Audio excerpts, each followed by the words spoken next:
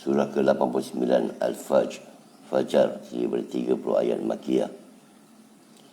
A'udzubillahi minasyaitonirrajim, min hamzihi wa nafthihi wa nafsihi. Bismillahirrahmanirrahim. Dengan nama Allah yang Maha Pemurah lagi Maha Penyayang. Wal fajri, demi fajar, waktu pagi. Wal layalin asri, demi malam yang 10.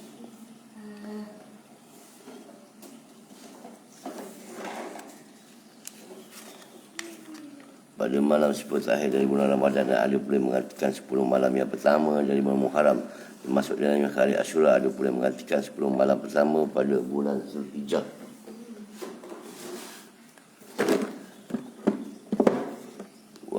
Wasab'i wal watri, 3.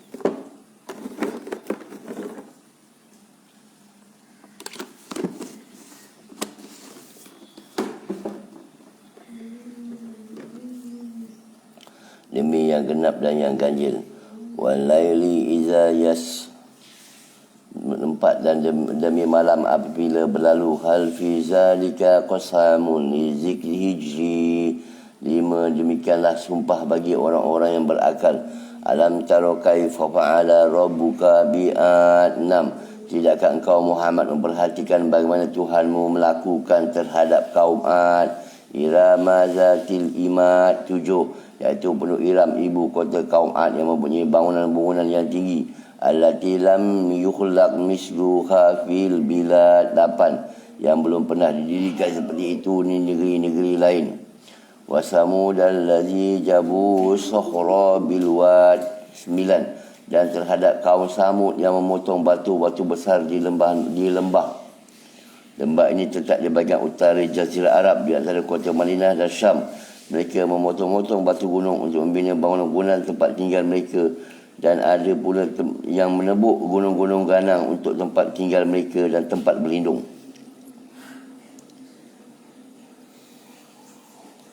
Wa fir'auna zil autad, 10. Dan terhadap Fir'aun yang mempunyai pasak bangunan-bangunan yang besar. Allazina taghaw fil bilad, 11. Yang bermahajaleda di dalam negeri. Fa'aksharu fihal fasad, lalu mereka melakukan banyak kerosakan di dalam negeri itu. Fasabba alaihim rabbuka sawta azab, 13. Karena itu Tuhanmu menimpakan paluan azab kepada mereka. Inna rabbaka labil mirsad, 14. Sesungguhnya Tuhanmu benar-benar mengawasi. Fa'ammal insanu idza mabtalahu rabbuhu fa'akramah wa na'amaha wa na'ammah wa fayaqulu rabbi akraman, 15. Maka berkenaan manusia apabila Tuhan mengujinya lalu memuliakannya dan memberikannya kesenangan, maka dia berkata, Tuhanku telah memuliakanku. Wa amma idza mabtalahu faqadara alaihi rizqah wa yaqulu rabbi ahanan, 16. Namun apabila Tuhan mengujinya lalu membataskan rezeki kepadanya, maka dia berkata, Tuhanku telah menghinaku. Allah menyalahkan orang yang mengatakan bahawa kekayaan itu adalah satu kemuliaan dan kemiskinan adalah suatu kehinaan seperti yang disebut dalam ayat 15 dan 16. Tapi sebenarnya kekayaan dan kemiskinan adalah ujian Allah bagi hamba-hambanya.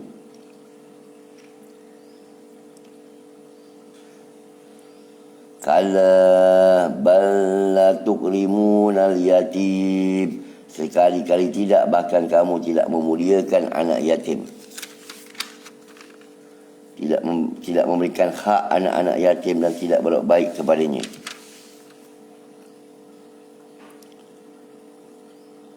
Wala tahadduna ala ta'amil miskin, 18. Dan kamu tidak saling membantu memberi makan kepada orang-orang miskin. Wa ta'kulu turasa aqlalan lamma, 19. Sedangkan kamu makan harta pusaka dengan cara mencampur adukkan yang halal dan yang haram. Wa tuhibbunal mala hubban jamma, 20. Dan kamu mencintai harta secara berlebih-lebihan. Kalla iza dukkatil ardu dakkan dakkah. 21. Sekali-kali tidak apabila bumi digoncangkan berturut-turut, berlaga-laga dan hancur. Waja'a rabbuka wal malaku saffan saffa. 22. Dan datanglah Tuhanmu serta malaikat berbaris baris.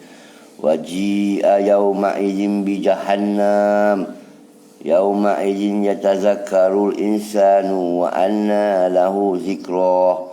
23. Pada hari itu diperlihatkan neraka Jahanam. Pada hari itu sedarlah manusia, tetapi tidak berguna lagi kesedaran itu.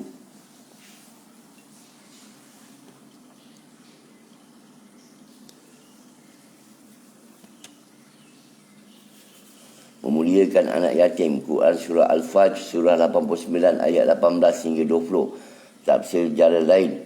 Wala tuhaddun. Dan kamu tidak mengajak diri kamu atau orang lain ala tu'amil miskin, untuk memberi makan orang-orang miskin. Wa ta'kuluna turasa. Dan kamu makan harta pusaka atau harta warisan akalan naman, dengan cara mencampur adukkan tanpa segan silu lagi. Maksudnya kamu mencampur adukkan harta warisan bahagian wanita dan kanak-kanak dengan bahagian kamu, atau kamu mencampur adukkan harta warisan mereka dengan harta kamu sendiri. Wa tuhibbunal mal hubban jamman. Dan kamu mencintai harta benda secara berlebih-lebihan sehingga kamu merasa sayang untuk menafkahkannya ke jalan kebaikan. Tafsir Ibn Katsir. Allah Subhanahu wa taala mengingkari keyakinan manusia, iaitu apabila Allah Subhanahu wa taala melampahkan rezekinya dengan tujuan menguji, maka manusia yakin bahawa hal itu suatu penghormatan buatnya daripada Allah Subhanahu wa taala. Padahal tidak demikian, malahan hal itu merupakan ujian dan cubaan. Sebagaimana Allah Subhanahu wa taala berfirman, apakah mereka fikir bahawa kami memberikan harta dan anak-anak kepada mereka itu berarti bahawa kami segera memberikan kebaikan-kebaikan kepada mereka? Tidak, tapi mereka tidak menyedarinya. Surah Al-Mu'minun ayat 55 hingga 56. Demikian juga di sudut lain, apabila manusia itu diuji dengan rezeki yang sempit, maka mereka yakin bahawa hal itu adalah penghinaan baginya daripada Allah. Allah Subhanahu wa taala berfirman, sekali-kali tidak. Surah Al-Fajr ayat 17. Mereka keliru dengan apa yang mereka sangkakan. Masalahnya bukan itu dan ini. Sesungguhnya Allah boleh sahaja memberikan harta kepada orang yang dia cintai dan yang tidak dicintainya, serta boleh sahaja dia menyempitkan harta kepada orang yang dia cintai dan yang tidak dicintainya. Tapi yang menjadi kayu ukuran dalam hal ini hanyalah ketaatan kepada Allah Subhanahu wa taala ketika menuai dua keadaan itu, kelapangan dan kesempitan. Jika keadaannya kaya, maka dituntut supaya dapat bersyukur, dan jika keadaannya fakir, maka dituntut supaya dapat bersabar. Firman-Nya, bahkan kamu tidak memuliakan anak yatim, ayat ke-17. Dalam kalimat ini terdapat perintah supaya memuliakannya, sebagaimana terdapat dalam sebuah hadis yang diterima daripada Abu Hurairah radhiyallahu daripada Nabi Muhammad SAW, sebaik-baik rumah pada kaum muslimin adalah rumah yang ada anak yatim yang diperlakukan dengan baik, dan seburuk-buruk rumah pada kaum muslimin adalah rumah yang ada anak yatim yang diperlakukan dengan tidak baik. Kemudian baginda SAW bersabda, saya dengan orang yang memelihara anak yatim di syurga nanti halnya seperti ini. Baginda menunjukkan dengan jarinya. Dalam riwayat Abu Daud daripada Sahal bin Sa'id bahawa Rasulullah SAW bersabda, saya dengan orang yang memelihara anak yatim di syurga nanti adalah seperti ini. Baginda memberikan isyarat dengan dua jarinya, iaitu jari tengah yang dekat dengan ibu jari telunjuk. Dan kamu tidak saling mengajak memberi makan orang miskin. Surah Al-Fajr ayat ke-18. Iaitu mereka tidak menyuruh kebaikan, memberi makan kepada orang-orang fakir dan orang-orang miskin, dan tidak saling menganjurkan mengajak dalam hal itu. Sedangkan kamu memakan harta warisan dengan cara mencampur adukkan yang halal dan yang haram, dan kamu mencintai harta secara berlebih-lebihan. Surah Al-Fajr ayat ke-20. Sebahagian daripada mereka menambah dengan mengatakan dan kejahatan. Riyadhus Shalihin daripada Abu Zar radhiyallahu, dia berkata Rasulullah SAW bersabda, wahai Abu Zar, apabila kamu memasak kuah sayur, maka perbanyakkanlah airnya dan berikanlah sebahagiannya kepada jiran tetanggamu. Hadis riwayat Muslim.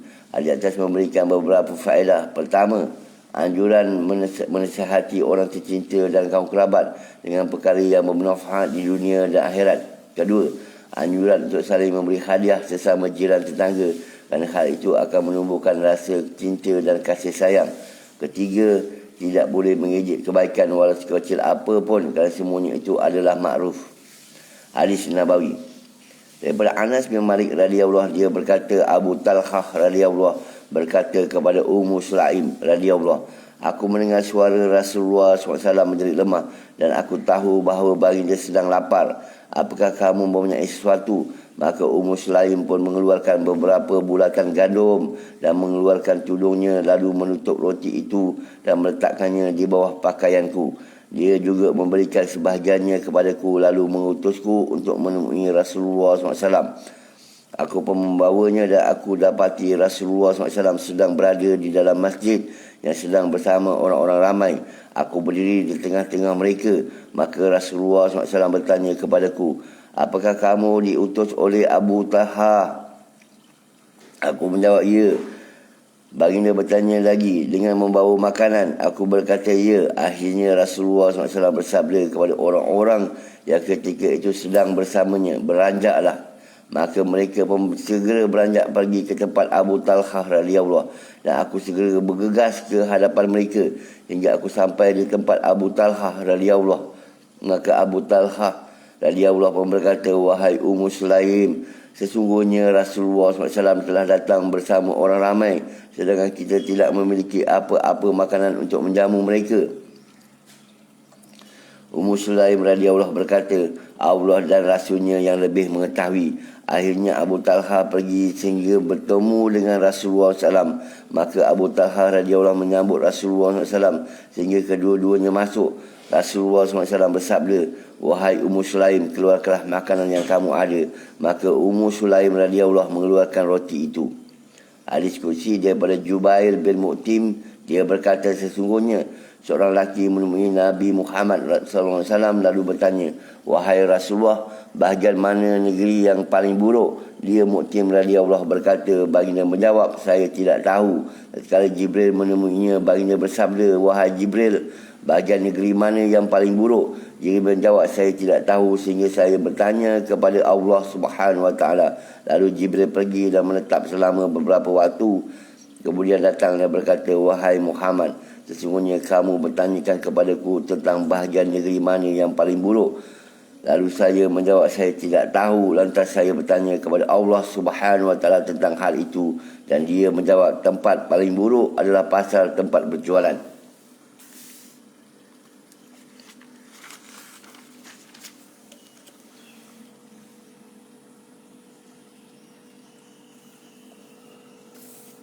Yaqulu ya laitani qaddamtu li hayati. 24, dia berkata, alangkah baiknya sekiranya dahulu aku mengerjakan kebajikan untuk hidupku ini.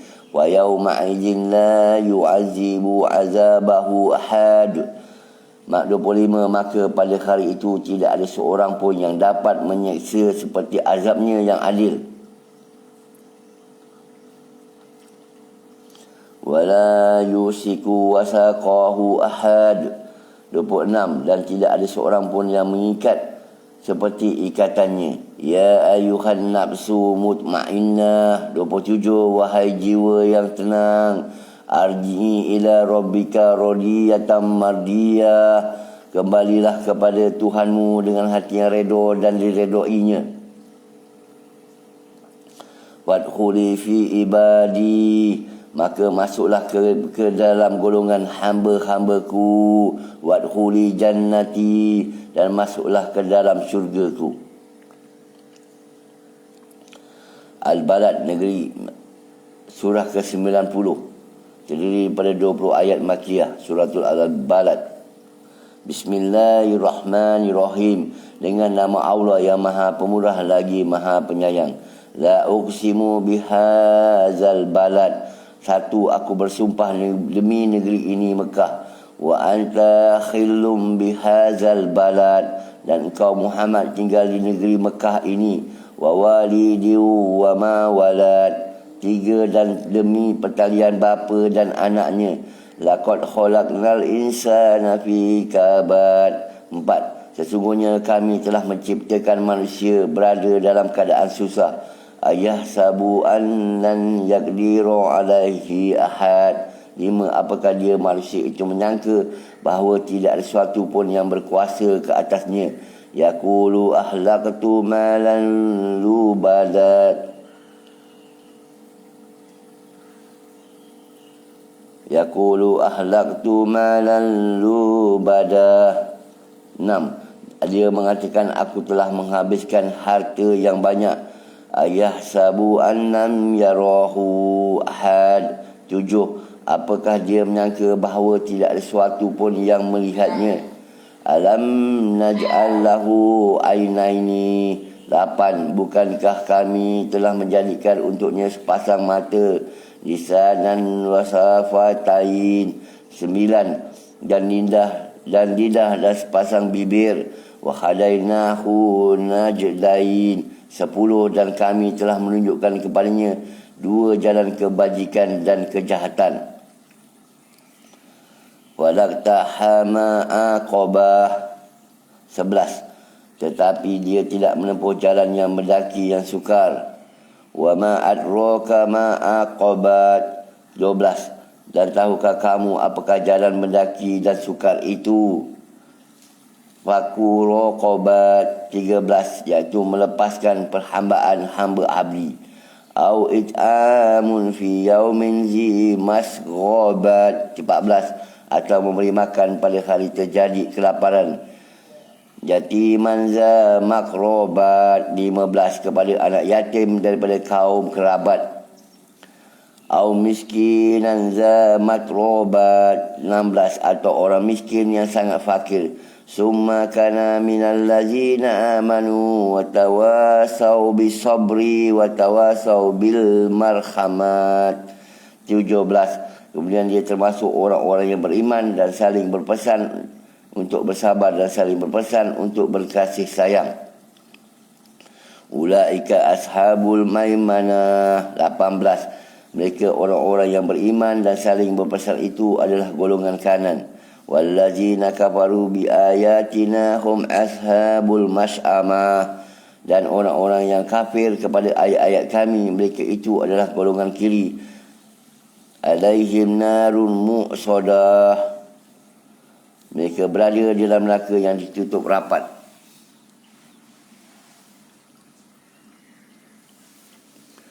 Memberi makan pada hari terjadi kelaparan. Quran Surah Al-Balad, surah ke-90 ayat 11 hingga 16. Tafsir jalan lain. Fala, tetapi dia tidak. Aqtahamal aqabat. Menempuh jalan yang curam dan sukar. Wa ma adraka. Apakah kamu mengetahui mal aqabatu, apakah jalan yang curam dan sukar itu? Ungkapan ini digunakan sebagai pengagungan kedudukan jalan tersebut. Ayat ini merupakan kalimat imbuhan mutaridhah. Kemudian dijelaskan oleh ayat selanjutnya. Faku raqabatin, iaitu melepaskan perhambaan. Au it'amun fi yaumin zi mas'abatin, atau memberi makan pada hari terjadinya bencana kelaparan.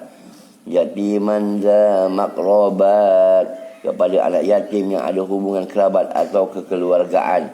Au miskinan za matrobat, atau orang miskin yang sangat fakir. Artinya kerana terlalu miskin sehingga dia hanya beralaskan tanah. Tafsir Ibn Katsir. Daripada Ibn Umar tentang firmannya, tapi dia tidak menempuh jalan yang curam dan sukar. Dia berkata, Al-Aqabah ialah sebuah gunung di neraka Jahannam. Menurut Ka'ab Al-Ahbar, Al-Aqabah ialah sebuah gunung di neraka Jahannam dengan ketinggian 70 tingkat. Menurut Al-Hasan Al-Bisri, Al-Aqabah ialah jalan di atas gunung di neraka Jahannam. Menurut Qatadah, Al-Aqabah ialah perkara yang berat. maka hadapilah dengan ketaatan kepada Allah Subhanahu wa taala dan firman-Nya. Dan tahukah kamu apakah jalan yang curam dan sukar itu? Lalu dia menghabarkan tentang perkaranya, iaitu melepaskan hamba sahaya. Ibnu Zaid berkata tentang ayat, tetapi dia tidak menempuh jalan yang curam dan sukar, iaitu mengapa dia tidak menempuh jalan yang di dalamnya terdapat keselamatan dan kebaikan. Lalu Allah Subhanahu wa taala menjelaskannya dengan firman-Nya, dan tahukah kamu apakah jalan yang curam dan sukar itu, iaitu melepaskan perbudakan hamba sahaya atau memberi makan. Dan firman-Nya iaitu melepaskan hamba sahaya. Imam Ahmad meriwayatkan daripada Sa'id bin Marjanah, dia berkata, aku mendengar Abu Hurairah berkata, Rasulullah SAW bersabda, barang siapa membebaskan hamba sahaya mukmin, maka daripada setiap sendi hamba sahaya itu, Allah akan membebaskan setiap sendinya daripada api neraka, sehingga Allah akan membebaskannya secara sebanding, tangan dengan tangan, kaki dengan kaki, dan kemaluan dengan kemaluan. Dan firman-Nya, atau memberi makan pada hari terjadi kelaparan. Menurut Ibnu Abbas, kalimat Zimaskabah artinya musim kemarau. Demikian pula penjelasannya selari daripada Ikrimah, Mujahid, Ad-Dahak, Qatadah dan lain-lain. Dan firman-Nya kepada anak yatim yang ada hubungan kerabat, maksudnya pada musim itu pula dia memberi makan kepada anak yatim yang ada hubungan kekeluargaan, sebagaimana dikatakan oleh Ibnu Abbas, Ikrimah, Al-Hasan, Ad-Dahak dan Asudi. Maknanya sejajar dengan hadis riwayat Ahmad yang bersumberkan daripada Salman bin Amir. Dan firman-Nya, atau orang miskin yang sangat fakir, iaitu orang-orang fakir dengan kehidupan yang rendah, yang mencari sekadar sesuap nasi. Menurut Ibnu Abbas, Zamatrabah ialah orang yang terkandas dalam perjalanan. Dia tidak memiliki rumah dan sesuatu pun yang dapat melindunginya daripada debu. Riyadhus Shalihin. Daripada Abu Hurairah radhiyallahu, Nabi Muhammad SAW bersabda, jika seseorang daripada kamu didatangi pembantunya dengan membawa makanan, lantas dia tidak mengajaknya duduk makan bersamanya, hendaklah dia memberikan kepadanya satu suap atau dua suap, atau satu makanan atau dua makanan, kerana dia yang mendapatkan kepanasannya ketika memasak, dan disebabkan dia pula makanan dapat dihidangkan.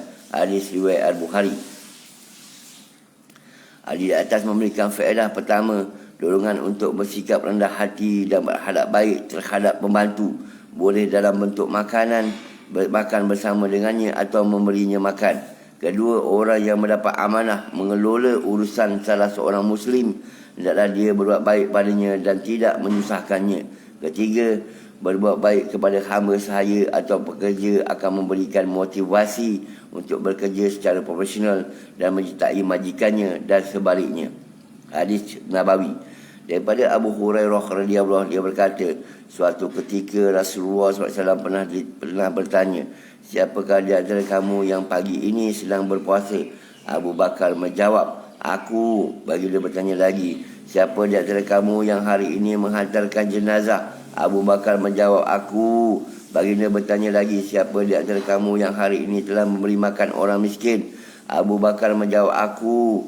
Baginda bertanya lagi, siapa di antara kamu yang hari ini menjenguk orang sakit? Abu Bakar menjawab, aku. Seterusnya Rasulullah SAW bersabda, tidaklah semua itu ada pada seseorang kecuali dia pasti akan masuk syurga.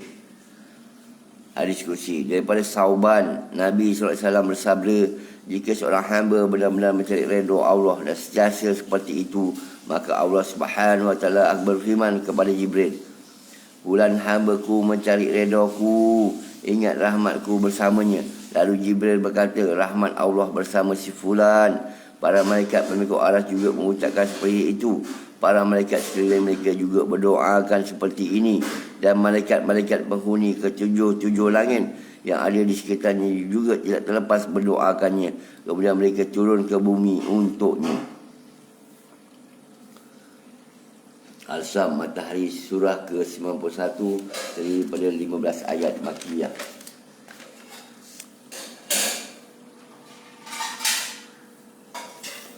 Bismillahirrahmanirrahim. Dengan nama Allah yang Maha Pemurah lagi Maha Penyayang. Wasamsi wa duhaha. satu demi matahari dan sinarnya di pagi hari, wal qamari iza talaha, dua demi bulan apabila ia mengiringi, wan nahari iza jallaha, tiga demi siang apabila menampakkannya, wal laili iza ya'saha, empat demi malam apabila menutupinya, was samai wa ma banaha, demi langit serta pembinaannya yang menakjubkan, wal ardi wa ma tohaha, enam demi bumi serta seluruh hamparannya, wa nafsin wa ma sawaha, tujuh demi jiwa serta penyempurnaan ciptaannya, fa alhamaha fajuraha wa taqwaha, lapan maka dia mengilhamkan kepadanya jalan kejahatan dan ketakwaan. Qad aflaha man zakkaha, sembilan sungguh beruntung orang-orang yang menyucikan jiwa itu. Wa qad khaba man dassaha, sepuluh dan sungguh rugi orang yang mengotorinya. Kazzabat samudu bi ta'waha, kaum Samud telah mendustakan rasulnya kerana mereka melampaui batas dan zalim. Izim ba'asa asqaha, 12 ketika bangun orang-orang yang paling celaka di antara mereka. Faqala lahum rasulullahi naqatallahi wa suqyaha, lalu Nabi Soleh AS berkata kepada mereka, biarkanlah unta betina daripada Allah ini dengan minumannya. Fakazzabuhu fa'aqaruha fadamdama alaihim rabbuhum bizambihim fasawwaha, namun mereka mendustakannya dan menyembelihnya. Kerana itu Tuhan membinasakan mereka kerana dosa mereka, lalu diratakannya dengan tanah.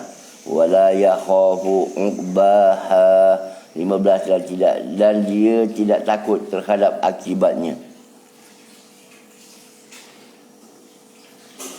Al-Lail, malam, surah yang ke-92 daripada 21 ayat Makkiyah. Bismillahirrahmanirrahim. Dengan nama Allah yang Maha Pemurah lagi Maha Penyayang.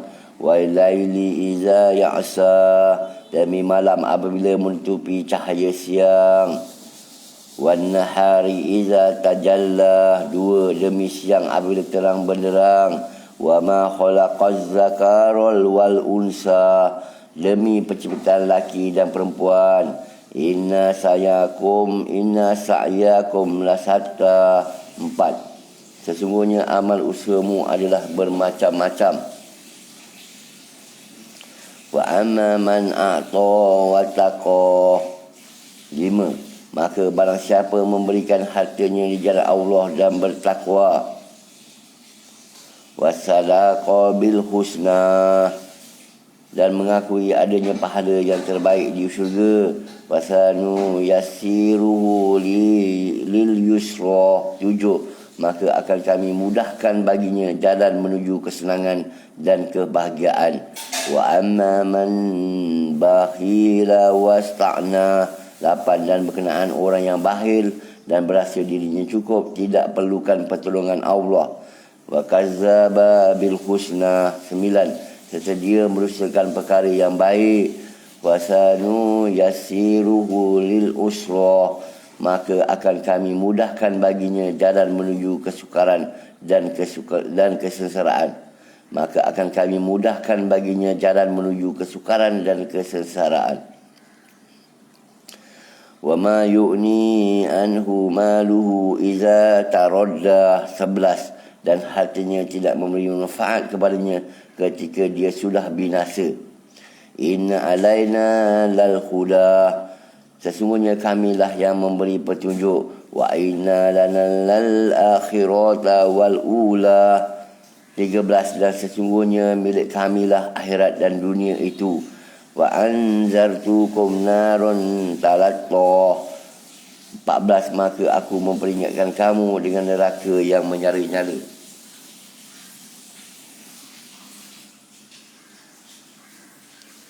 Keuntungan orang yang menyucikan jiwanya. Quran Surah Asy-Syams surah 91 ayat 5 hingga 7. was-sama'i wa ma banaha, dan demi langit serta pembinaannya, wal ardi wa ma tohaha, dan demi bumi serta penghamparannya yang menghampar, wa nafsin, dan demi jiwa. Sekalipun bentuk lafaznya mufrad tunggal, tapi makna yang dimaksudkan adalah jamak. Wa ma sawaha, serta penyempurnaannya, maksudnya adalah kesempurnaan ciptaannya. Tafsir Ibn Katsir, firman Allah Subhanahu wa taala demi langit serta penataannya yang menakjubkan. Kata ma di dalam ayat ini mencakupi kemungkinan sebagai masdar kata dasar dengan pengertian dan langit dan pembinaannya. Yang demikian itu merupakan pendapat Qatadah. Namun ada kemungkinan juga kata ma berarti siapa, man, dengan pengertian langit dan yang membinanya. Pengertian ini merupakan pendapat Mujahid. Meskipun demikian, kedua-dua pendapat tersebut saling berhubungan. Kata al-bina berarti peninggian. Demikian pula firman Allah Subhanahu wa taala demi bumi serta penghamparannya. Mujahid, Qatadah, Adaha, Asudi, Asauri, Abu Soleh dan Abu Zaid berkata tahaha berarti menghamparkannya. Pengertian itulah yang paling terkenal. Pengertian itu pula yang diberikan oleh sebagian besar ahli tafsir dan yang dikenali oleh para ahli bahasa. Firman Allah Subhanahu wa taala demi jiwa serta penyempurnaan ciptaannya, yakni penciptaannya yang sempurna lagi tegak pada fitrah yang lurus. Sebagaimana dia berfirman, maka hadapkanlah wajahmu dengan lurus kepada agama Islam sesuai fitrah Allah, disebabkan dia telah menciptakan manusia menurut fitrah itu. Tidak ada perubahan pada ciptaan Allah. Surah Ar-Rum ayat ke-30.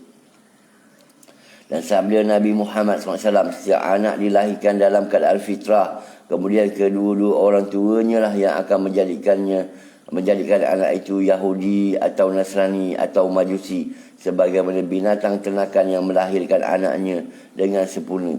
Apakah kamu melihat ada cacat padanya? Demikianlah diriwayatkan oleh Al-Bukhari Muslim daripada Abu Hurairah. Pada ayat selanjutnya, Allah berfirman seraya menerangkan bahawa dia mengilhamkan kepada jiwa jalan kejahatan dan ketakwaan. Maka beruntung orang-orang yang menyucikan jiwanya, dan sungguh rugi orang-orang yang mengotorinya. Riyadhus Shalihin. Daripada Abu Hurairah radhiyallahu Nabi Muhammad SAW bersabda, apabila Allah Subhanahu wa taala mencintai seorang hamba-Nya, dia memanggil Jibril. Sesungguhnya Allah Subhanahu wa taala mencintai si fulan, maka cintailah dia.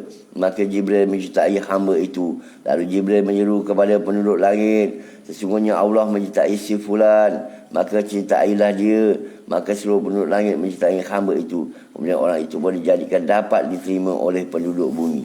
Hadis riwayat Al-Bukhari. Ada di atas memberikan faedah. Pertama, Jibril adalah malaikat yang dipilih untuk menyampaikan wahyu kepada hamba-Nya. Kedua, barang siapa dicintai Allah Subhanahu wa taala, maka penduduk langit dan bumi akan mencintainya. Barang siapa dibenci Allah Subhanahu wa taala, maka penduduk langit dan bumi akan membencinya. Oleh kerana itu, hendaklah seseorang berusaha mencapai cinta Allah Subhanahu wa taala dengan mengikuti Rasul-Nya dan mendekatkan diri kepadanya dengan melaksanakan kewajipan serta meningkatkan ketaatan dan menjauhi kemungkaran. Hadis Nabawi. Anas bin Malik berkata, Rasulullah SAW bersabda, manusia akan dibangkitkan pada hari kiamat dalam keadaan langit menghujani mereka secara ringan. Hadis riwayat Ahmad. Dan riwayat Muslim diterangkan, setelah itu Allah mengirimkan atau menurunkan hujan seperti hujan rintik-rintik. Kemudian tubuh manusia tiba-tiba terbit. Kemudian ditiupkan sangkakala itu sekali lagi. Maka tiba-tiba mereka berdiri menunggu keputusan masing-masing. Hadis kursi.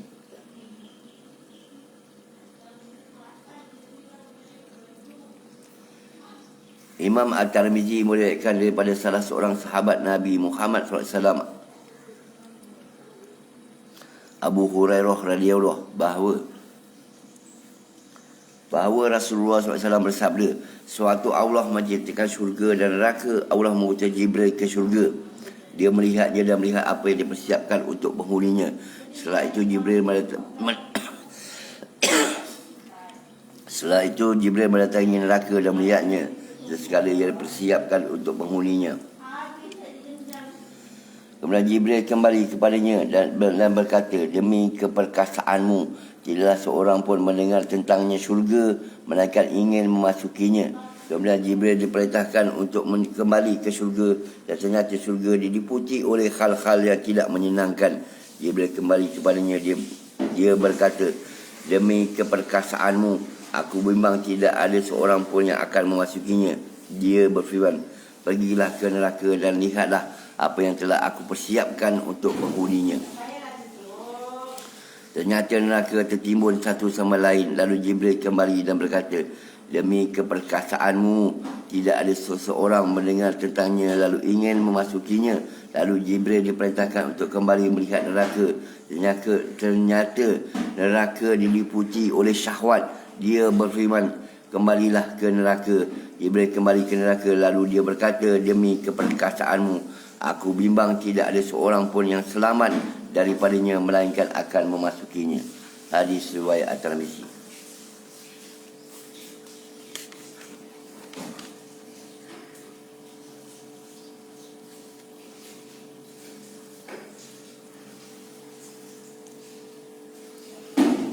La yaslaha illa al-asqa. 15 yang hanya dimasuki oleh orang-orang yang paling celaka. Allazi kazzaba wa tawalla. 16 yang mendustakan kebenaran dan berpaling daripada keimanan. 17 wasayujannabuha atqa. Wasayujannabuhal atqa. 17 dan akan dijauhkan darinya neraka bagi orang-orang yang paling bertakwa. Allazi yu'ti malahu yatazakka. 18 yang menginfakkan hartanya di jalan Allah untuk membersihkan diri. Wa ma li ahadin indahu min ni'matin tujza. 19 sedangkan dia tidak berhutang budi dengan siapa pun yang patut dibalasnya. Illa ibtigha'a wajhi rabbihil a'la. 20 tapi dia memberikan itu semata-mata untuk mencari keredaan Tuhannya yang maha tinggi. Wala saufa yarda. Dan kerana itu dia akan mendapat kesenangan yang sempurna. Ad-Duha, surah yang ke-93, waktu duha, 311 ayat Makkiyah. Wad-Duha,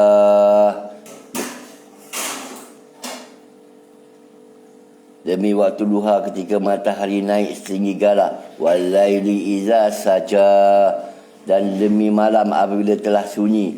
Ma waddaka rabbuka wa ma qala. Tuhanmu tidak meninggalkan engkau Muhammad dan tidak pula membencimu. 910.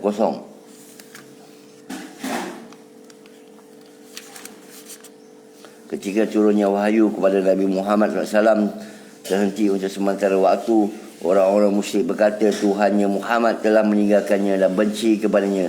Maka turunlah ayat ini untuk membantah kata-kata orang musyrik itu. 4.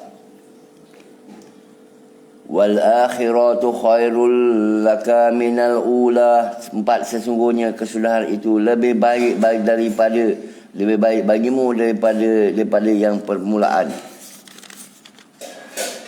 Akhir perjuangan Nabi Muhammad SAW itu akan bertemu dengan kemenangan-kemenangan, manakala pada permulaannya penuh dengan kesulitan-kesulitan. Ada pula sebahagian mufasir yang mengertikan akhirat dengan kehidupan akhirat berserta segala kesenangannya, dan ula dengan erti kehidupan dunia.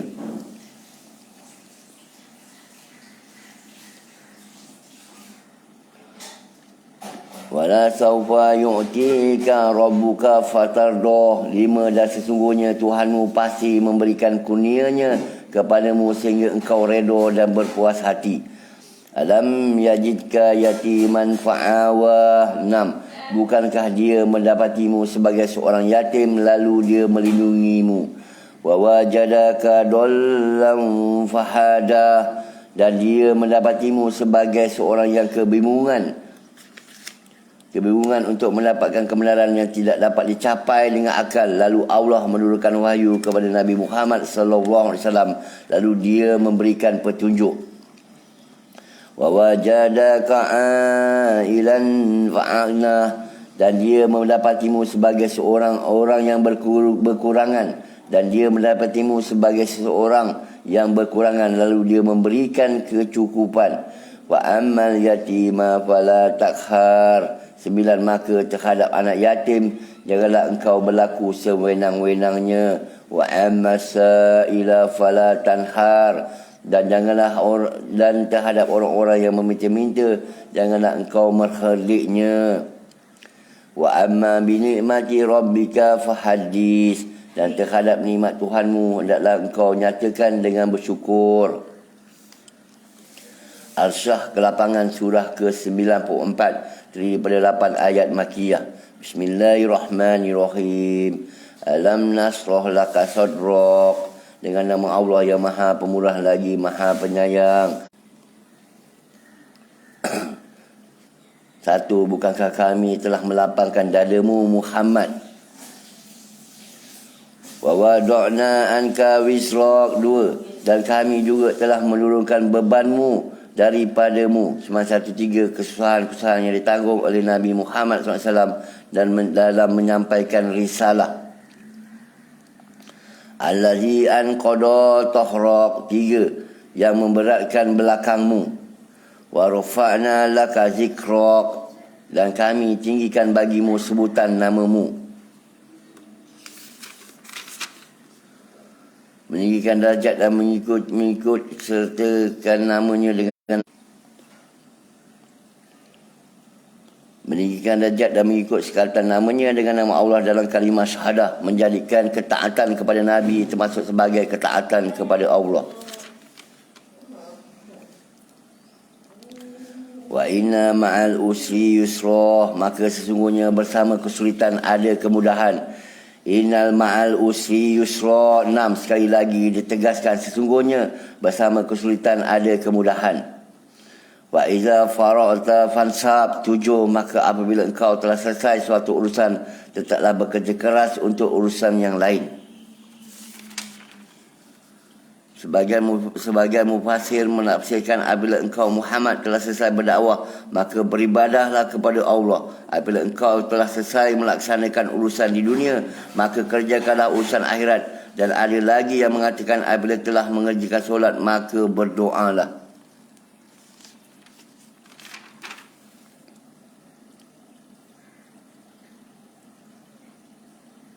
Wa ila rabbika farghab, dan hanya kepada Tuhanmu engkau berharap.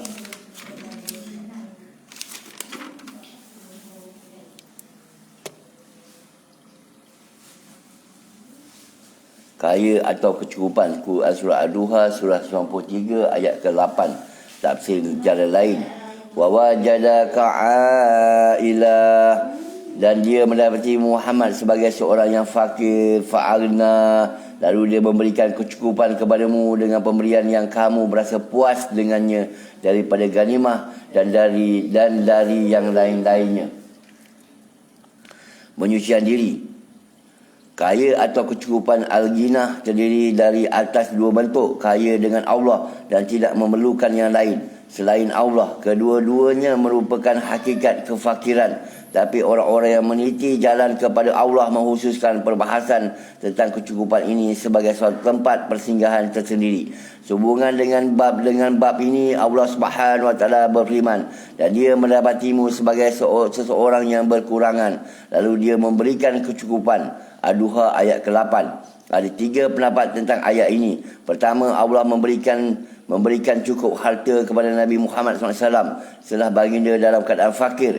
Ini merupakan pendapat kebanyakan para mufasir, kerana cukup merupakan lawan kepada yang kurang. Orang yang kekurangan artinya memerlukan. Kedua, Allah menjadikan baginda tidak bergantung kecuali terhadap pemberiannya dan membuat baginda tidak memerlukan selainnya, sehingga baginda menjadi orang yang kaya hati dan jiwa, bukan kaya harta.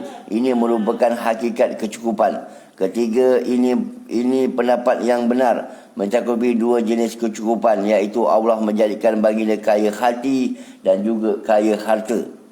Kaya merupakan sebutan yang diberikan kepada pemilik sang sempurna secara sempurna. Dengan kata lain, siapa yang memiliki pada suatu sisi tapi tidak memiliki pada sisi yang lain, berarti dia bukan orang yang kaya. Maka sebutan kaya hanya layak diberikan kepada Allah semata-mata, sedangkan selain daripadanya adalah fakir. Menurut penyusun kitab Manazil Al-Sa'rin, kaya itu terdiri di atas 3 darjat kaya. Pertama, kaya hati, iaitu keselamatan daripada sebab, kepasrahan kepada hukum dan pembebasan daripada permusuhan. Hakikat kaya hati ialah hanya bergantung kepada Allah semata-mata, dan hakikat kefakiran yang tercela ialah bergantung kepada selain daripada Allah. Jika seorang hamba bergantung kepada Allah, maka dia memperoleh 3 hasil, iaitu keselamatan daripada sebab, kepasrahan kepada hukum dan terbebas daripada permusuhan. Selamat daripada sebab artinya tidak bergantung kepada sebab. Kaya menurut pengertian orang-orang yang lalai tergantung kepada sebab, kerana itu hati mereka selalu bergantung kepada sebab. Sedangkan menurut orang-orang yang memiliki makrifat, kaya itu tergantung daripada pembuat sebab. Kaya menurut orang-orang yang lalai juga digantungkan kepada kemahiran dan kekuatan. Ini kerana kemahiran dan kekuatan ini merupakan sisi-sisi kekayaan menurut manusia. Kerana itu Nabi Muhammad SAW melarang pemberian sedekah kepada orang yang kaya, orang yang kuat dan mempunyai mata pencarian. Ini merupakan kekayaan kerana sesuatu, dan orangnya menjadi kaya kerananya jika hatinya cenderung kepadanya.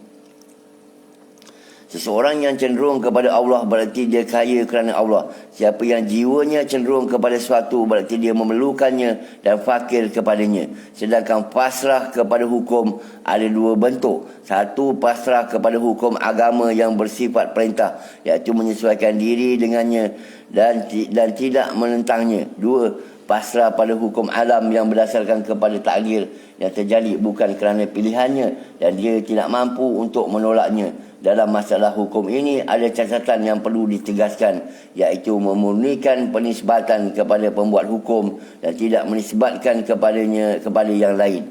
Hal ini termasuk tauhid rububiyah dalam kepasrahan kepada hukum alam dan tauhid uluhiyah dalam kepasrahan kepada hukum agama. Kedua, kaya jiwa iaitu istiqamah terhadap Allah, keselamatan daripada bahagian dan riak. Keselamatan daripada bahagian dan riak. Kaya jiwa lebih tinggi daripada kaya hati, sebagaimana yang sudah diketahui. Perkara-perkara hati lebih sempurna dan lebih kuat daripada perkara-perkara jiwa. Tapi di sini ada sentuhan lembut bahawa jiwa itu termasuk pasukan hati dan yang paling keras penentangannya. Dari jiwa inilah suatu dapat masuk. Dari jiwa ini pula kecukupan dapat masuk ke dalam hati, dan dari jiwa pula kefakiran dapat masuk ke dalam hati. Jika hal ini sudah diketahui, maka kekayaan jiwa muncul kerana 3 perkara, iaitu pertama, istiqamah terhadap Allah. Kedua, keselamatan jiwa daripada bahagian atau daripada hal-hal selain Allah serta tidak bergantung kepadanya, lahir maupun batin. Ketiga, keselamatan daripada riak, iaitu kehendak yang ditujukan kepada selain daripada Allah, baik daripada perkataan maupun perbuatan. Ketiga, kaya kerana pertolongan Allah. Dalam hal ini ada 3 tingkatan. 1, peringatan Allah terhadap dirimu. Kedua, sentiasa perhatikan ketetapan Allah. Dan ketiga, keberuntungan mendapatkannya. Riyadhus Shalihin. Daripada Abu Hurairah radhiyallahu Nabi Muhammad SAW baginda bersabda, bukankah kekayaan itu dengan banyaknya harta dunia, akan tetapi kekayaan yang hakiki itu adalah kaya akan jiwa. Hadis riwayat Al-Bukhari Muslim. Hadis datang menunjukkan bahawa kaya hakiki bukan banyaknya harta dunia disertai dengan sikap rakus terhadapnya, tapi kaya hakiki itu orang yang merasa cukup dengan sesuatu yang Allah berikan dan merasa rela atas bahagiannya. Dan kaya jiwa itu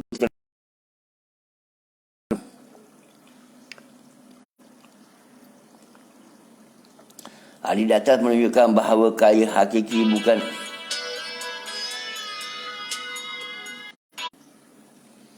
Hadis di atas menunjukkan bahawa kaya hakiki bukan banyaknya harta dunia disertai dengan sikap rakus terhadapnya, tapi kaya hakiki itu orang yang merasa cukup dengan sesuatu yang Allah berikan dan merasa rela atas bahagiannya, dan kaya jiwa itu terpuji kerana akan menjaga diri daripada propaganda kerakusan sehingga dia menjadi orang yang lemah. Hadis kesihatan diriwayatkan daripada Nabi Muhammad SAW bahawa baginda bersabda, tidaklah ada seorang yang ditimpa musibah lalu dia mengucapkan inna lillahi wa inna ilaihi raji'un, ya Allah berikanlah aku pahala kerana musibahku ini dan berilah aku ganti yang lebih baik daripadanya, melainkan Allah yang mahu memberikannya pahala kerana musibahnya itu dan menggantikan yang lebih baik buatnya. Tibun Nabawi, terapi kesedihan. Sabda Nabi Muhammad SAW sebagaimana diriwayatkan oleh Ahmad dan Muslim menunjukkan bahawa kalimah yang diajarkan oleh Nabi SAW tersebut merupakan pengubatan yang tepat bagi orang yang mendapat musibah, bermanfaat baginya di dunia dan akhirat, yang apabila benar-benar difahami maka dia akan terhibur kerananya. Kalimah ini mengandungi dua dasar yang agung. Pertama, bagi seorang hamba, keluarga dan hartanya. Harta bendanya adalah milik Allah. Semua itu diberikan kepada hamba sebagai pinjaman daripada orang yang dipinjamnya. Kedua, tempat kembalinya hamba adalah kepada Allah, yang berarti dia harus meninggalkan dunia, datang kepada Allah bersendirian sebagaimana dia menciptakan pertama kali tanpa keluarga dan tanpa harta. Jika begini keadaannya, maka buat apa dia bergembira kerana sesuatu yang ada dan sedih kerana sesuatu yang terlepas dari tangannya. Sadaqallahul-azim.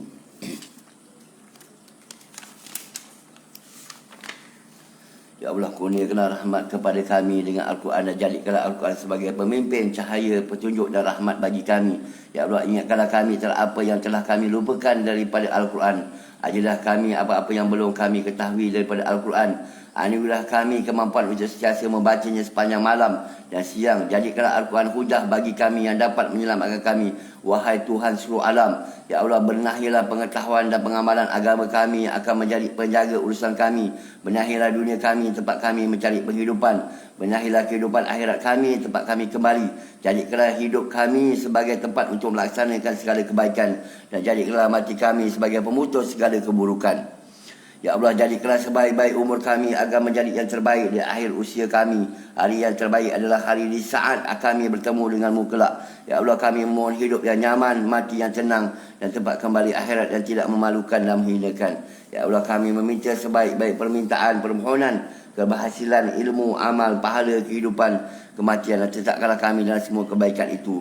Beratkanlah timbangan amal baik kami, kukuhkanlah iman kami, tinggikanlah darjat kami, terimalah solat kami, ampunilah kesalahan-kesalahan kami, dan kami mohon kepadamu syurga yang paling tinggi.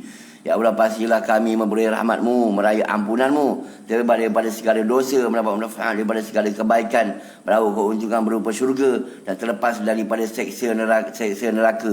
Ya Allah, baguskanlah air semua amal kami, sejauhkanlah kami daripada hinanya dunia dan seksa akhirat. Ya Allah, berilah kami rasa takut kepadamu yang akan menghalangi kami daripada berbuat maksiat. Anugerah kami ketaatan kepadamu yang akan menghantarkan kami memasuki syurgamu. Curahkan keyakinan sehingga meringankan musibah hidup yang menimpa kami. Limpahkanlah kami kepuasan dengan pendengaran, penglihatan dan kesihatan selama engkau menghidupkan kami. Jadikanlah semua itu sebagai warisan bagi kami.